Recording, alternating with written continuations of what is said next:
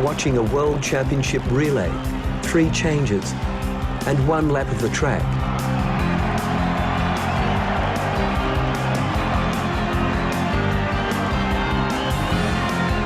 This blue ribbon event for men is one in which Australian women have had no success.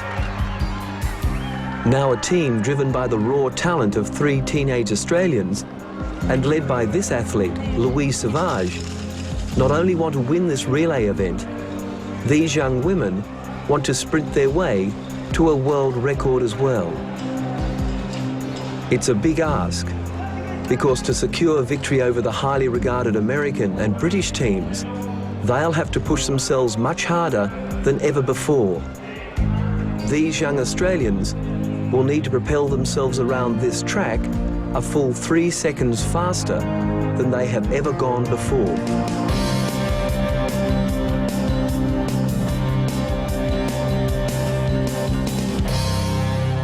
The girls will be racing against medal winners, triple gold medal winners and silver medal winners from Atlanta, where Louise is our only, medal winner at an international competition. We're going to go out there on the track with a 14-year-old, a 16-year-old, an 18-year-old and take on the best in the world. And, some people would say, well, we're dreaming if we think we've got a chance, but, stranger things have happened. So many people say to me, well, Holly's lucky because she knows what it's like because she was born virtually in a wheelchair. But I don't know. Sometimes I know when she was younger, she used to say she just wished she just knew what it was like just to stand up or just to run or to jump. Yeah, then you've got to work out how much it costs and stuff. I'm still accepting it, but for different reasons I can't. Like, it used to be, everyone's like skipping or doing elastics or something, and now it's like, oh yeah, guys won't like you because you're in a chair or something like that. But that's not true, people just say that. And plus I would have liked to have a car accident so I could tell a cool story or something, but people go, oh, so what happened to you? I go, I'm a birth defect. And everyone else has all these cool stories and everything. I just go, oh yeah, I had a blood clot on my spine. That's about it. And they go, oh.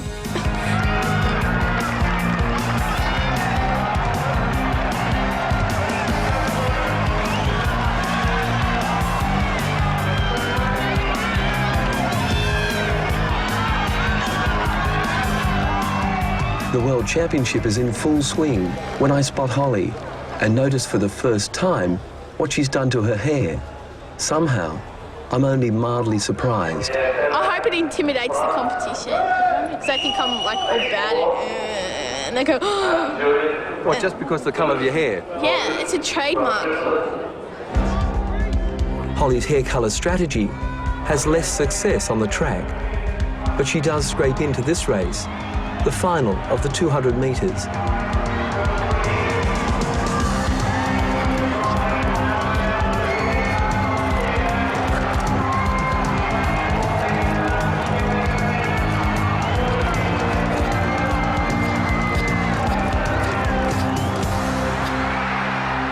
International competition for 16-year-old relay member Angie was as well as struggle against race-hardened veterans and world champions.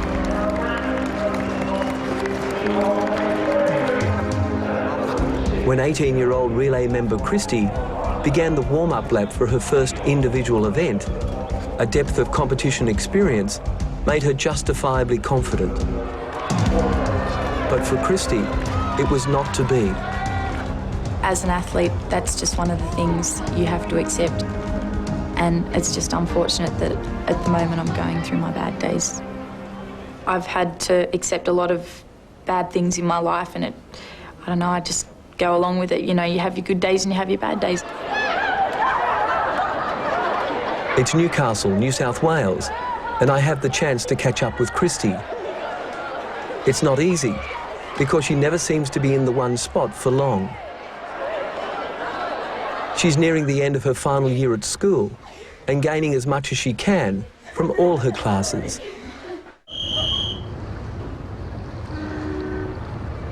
That sun is so nice. What I saw in my time with Christie is a young woman who seems to draw people to her, no matter where she goes. Everyone that meets her loves her. Everybody seems to accept Christie before the chair. The chair isn't an issue. She's accepted as a person, not as a cripple. I think that's important, but that's Christie shining through. In recent years, though, Louise Sauvage's company and positive outlook on life have become increasingly important to Christie. Oh, let's look at the Johnnies. How important is your friendship with Louise? It's extremely important. You know, not only is she my competitor and my hero, she's my best friend. And I get so many tips from her about what to do and what not to do, and she's just, I can't tell you how much I value our friendship. We're back in Birmingham, England, and the girls are taking the shuttle to another day's competition. It's clear to anyone that friendship binds this relay team together. But in the light of consistent individual losses by the girls, more than simple friendship from Louise is now needed. It's unstated, but to keep morale high, the girls need Louise to win an individual race for them, for the team. Victory by Louise in this, her first World Championship event, would go a long way to restore calm and confidence in her relay team. Now, like a baton being passed to her, it's Louise's turn to feel some pressure.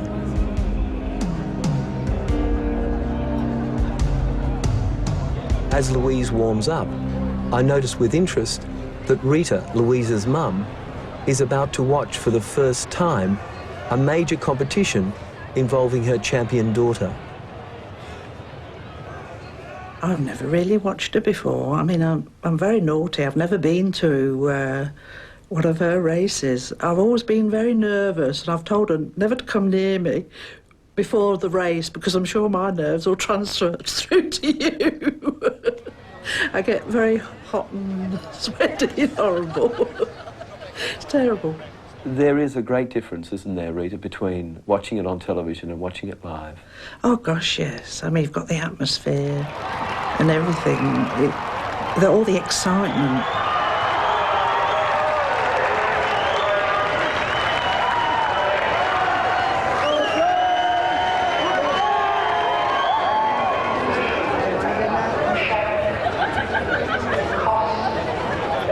She sees so many faces, and she's, as she said to me, she's seen them on TV. It's good for her to come over here and experience that.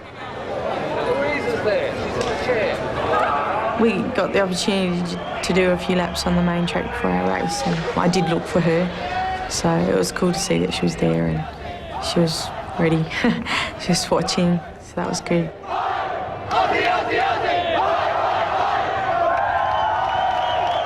Yes, I had tears in my eyes. Before the race, you know, I thought, I'm going to get them now.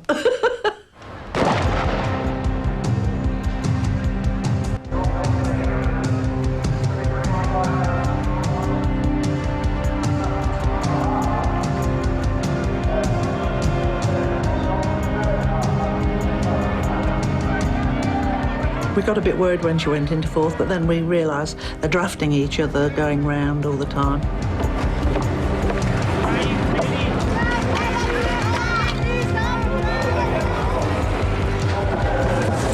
And then she puts that last-minute spurt and she goes for it. And then she beats them. They must be awfully disappointed.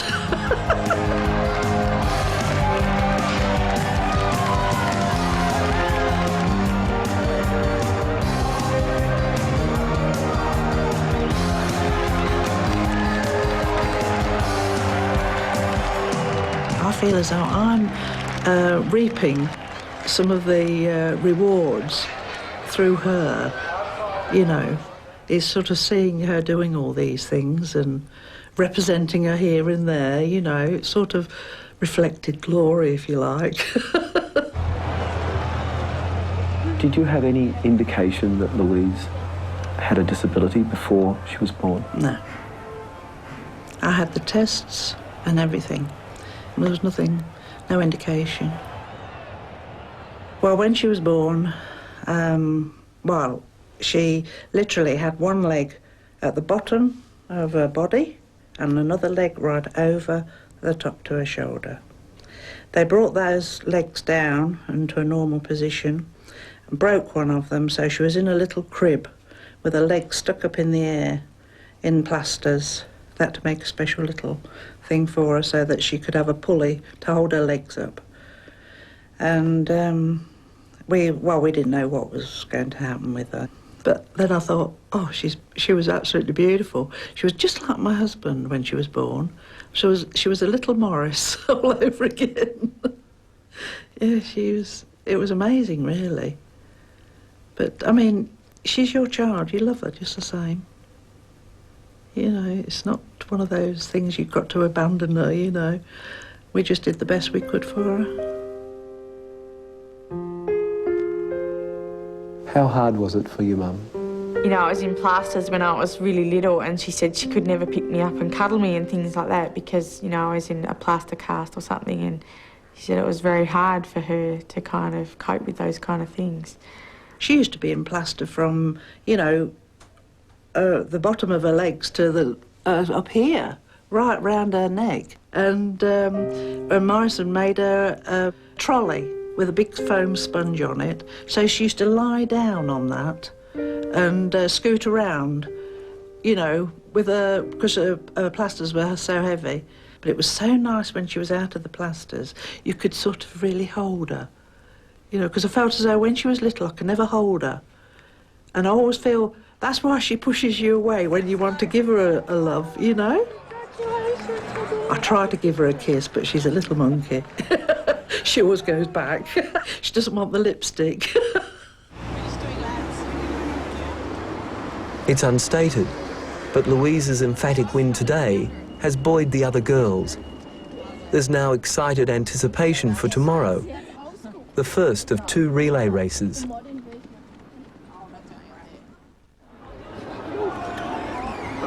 Today's their chance to test themselves against their traditional foes, the British. This is a longer relay race, in which each girl must complete 1 full lap. It's a suitable warm-up for the prestige relay sprint, to be staged in 2 days. The race starts, and Aussie support, which has been a hallmark at these championships, is out in force. It drives everyone, pushing Holly to her best ever performance as she changes to Christie. Christie has drawn the short straw and must match it with British world champion Tanny Gray. Christie does all she can, but drifts helplessly further behind this great British champion. The relay is almost half over, and the huge British lead seems unassailable.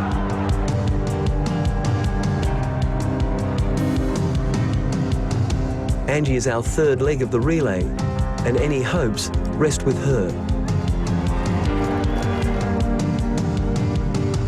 There's a huge deficit, but buoyed by Aussie support, a dogged Angie Ballard quickly makes up ground. Driven by sheer determination, Angie Ballard catches the British competitor and pushes ahead. The rest is left to multiple world champion Louise Sauvage. In an extraordinary international debut, the girls not only snare a gold medal, but as well break the world record by an amazing 11 seconds.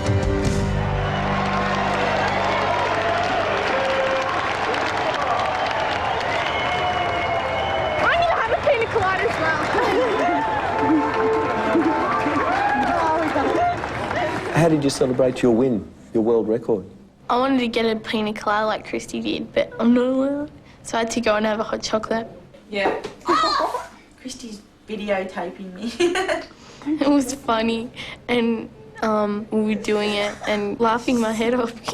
We win the 4x1. I'm going to get my belly button pierced. No, I can't wait to watch the Canadian relay.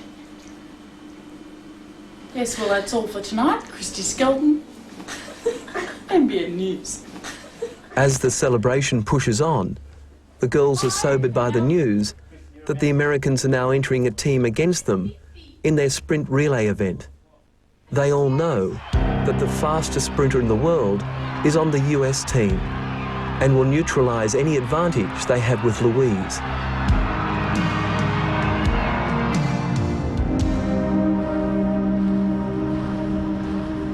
I've had a reoccurring dream for a while now, and it's just I fall out of my chair backwards and then I do a backwards somersault and I jump up and I can walk.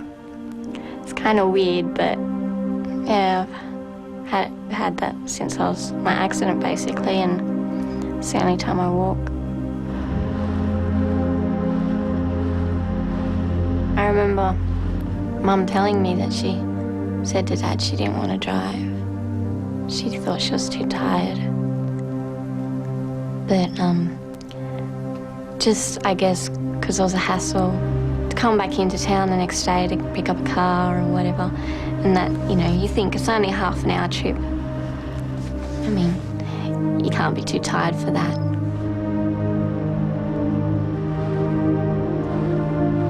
And about 6 kilometres from the farm, at about 10 to 12 or so, I ran off the road because I'd gone to sleep. I was asleep at the time, and so was my brother. And I think my sister was too. And veered off the right side of the road and down an embankment. And I hit a huge wattle tree head on.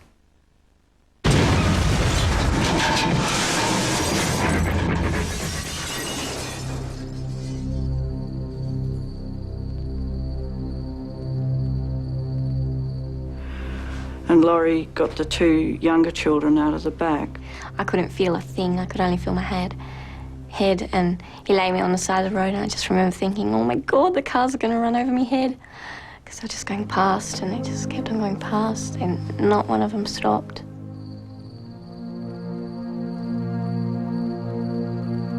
I'm pretty sure I've always known I would never walk. I know that I never actually kind of said it. I always used to say, oh, I'll be walking by my birthday or by next Christmas, you know. But I didn't think there was really any chance. The sense of guilt that you must carry, has that diminished over the years for you? I don't think you can ever get away from it. The fact that it's happened, that it's almost a split second that it happens in, you can't go back. Oh, gorgeous. Angie?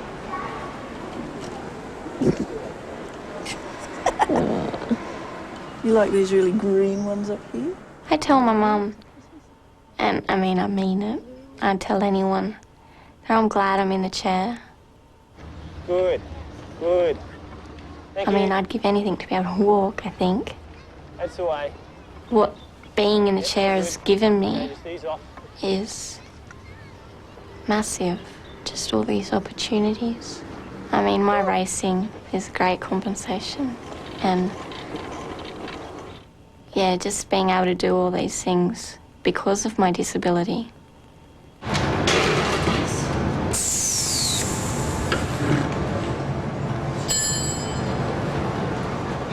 I think I'm going to be ecstatic that I've come this far, that I'm doing what I'm doing, that I'm able to compete in something as big as the World Championships. I'll be, I guess, a little bit apprehensive and scared, you know, because, I mean, you want to do your best, and I don't want to look back on that and say, well, I could have done this better. I mean, you do, of course, but I want to say at the time I did my best.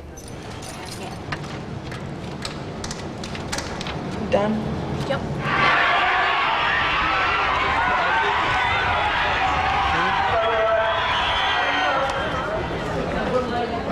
The day has arrived.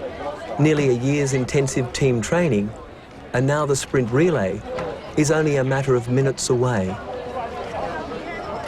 Their main rivals will be probably the Americans. They've got a young team, relatively the same ages as us, maybe a couple of years older than our girls. But they also have the current world record holder in their team, Leanne Shannon. Well, I think we have a really strong relay team. It's all juniors. It's me, Jennifer Howitt, Jessica Galley, and Amy Stanton. And I think we have a really good chance at the gold. Maybe we can beat the Aussies. Gold is also on the minds of the Aussie girls, but the spectre of the US world champion sprinter is placing great pressure on their individual performances. To ensure that Louise has the very best chance of winning, the girls simply must be ahead of the US team when they tag Louise for her final leg home. Their race is called, and they move on to the track.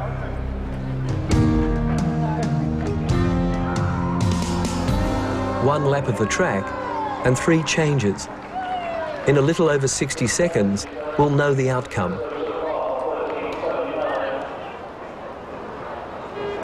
On your marks. Holly takes the first leg for Australia.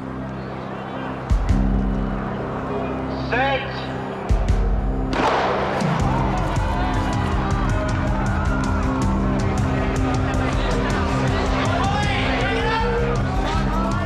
It's impossible to judge, but Holly seems to hold the field as she changes cleanly to Christie.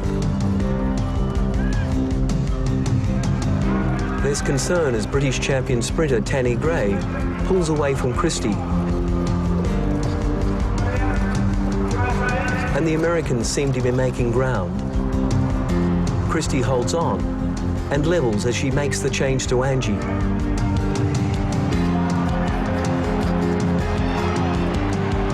It's neck and neck, but out of the confusion, it's devastating news for the Aussies. The American world champion is already on her way to the finish line. For Louise Sauvage, though, the race is not over.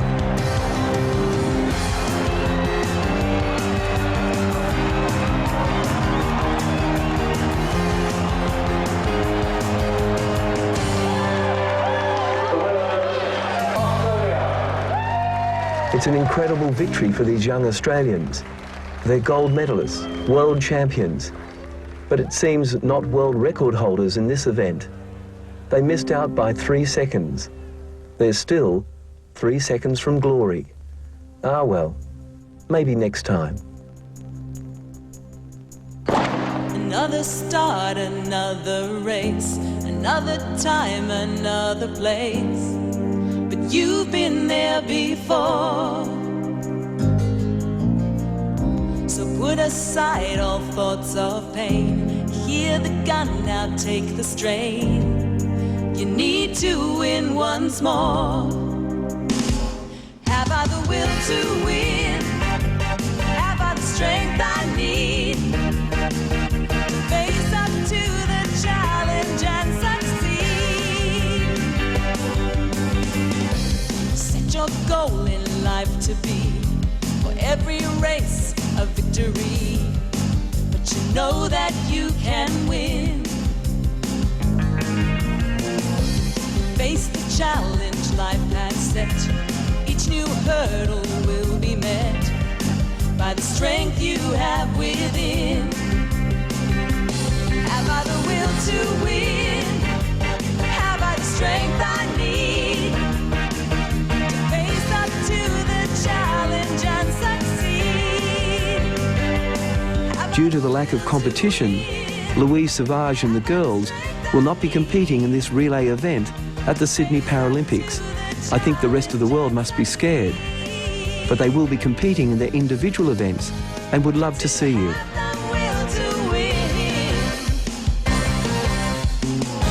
Join us tomorrow night at 8:30 for the Paralympics opening ceremony and all the highlights from the next 11 days of competition on ABC. Another time, another place. You need to win once more. You're not going to bite me. Oh, you're not going to